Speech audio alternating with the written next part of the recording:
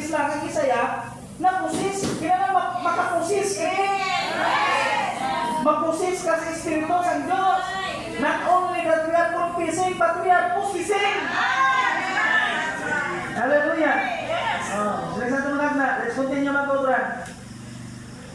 Thank you, Lord. Hallelujah. Nga, the going forth of the commandment to rebuild Jerusalem. So, sa pagguwa sa sugo, sa pagbalay sa Jerusalem, mga kautran. Jerusalem, hindi Jerusalem nga balayon from Milenio, mga kautran. Kundi, Jerusalem nga balayon, palaaboton sa Israel. O, nga. Nga, the going forth of the commandment to rebuild the Jerusalem. Rebuild Jerusalem, pagbalay sa Jerusalem, kaya ang Jerusalem, ginsulot ni King Nabucodonosor sa time nila ni time nila ni Daniel. Si Daniel, gamay pa. Ginwasak ni Nabucodonosor. Pag-isip sa Lord, butong time na agaw sila. Pagkat ito, Babylonia, mga kautran. Pag-isip sa Lord, ha? So, pag-rebuild liwat, mga kautran, sa satong kilatilig ko na, sila sa itong propeta sa history, which was on the 14th day of March, nagwa ang sugo sa pagbalay sa ilaya teleponan, sila sa itong propeta sa history, sa Isaya, niya sa 14 bulan sa Marso, 14th day of March.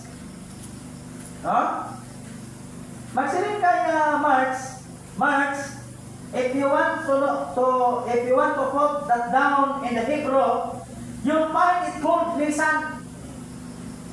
Magkadto ka sa aton niya nga lingwahe, March, no, di ba? Pero kung naroon mo na siya mga kautran sa lingwahe ng Hebrew, gitawag na siya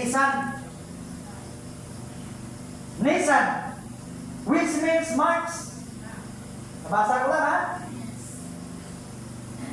Now, the issue was given on the 14th day of March, BC 445. BC 445. Now, the issue went forth to rebuild the temple.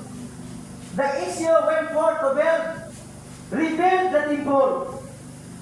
Now, as you people, you read the scripture, now until it was completed, now it taken 49 years to complete the temple and the city.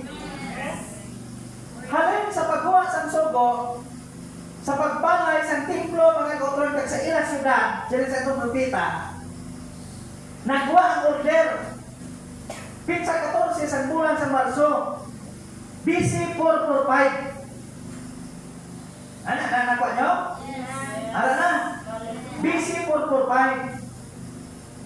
Ilang BC 445, Marso 14, ang walang time nga ang sugo nagwa. Ngay i-rebuild siya. So, halin sa pagwa sa sugo, mga kauturan sa tumlag na complete siya, taken 49 years to complete the temple and the city. Nausisaan pa ang history, mga kauturan, halin sa pagwa sa sugo. Kulisip sa Lord. Tugtog na nahuman. Naplastar siya balakot sa tupa, nabalay siya. 49 katuig. So ang 49 katuig, mga kautran. Kulisip sa Lord. Pila na siya kung sa simana. If we convert 49 years into a week, how much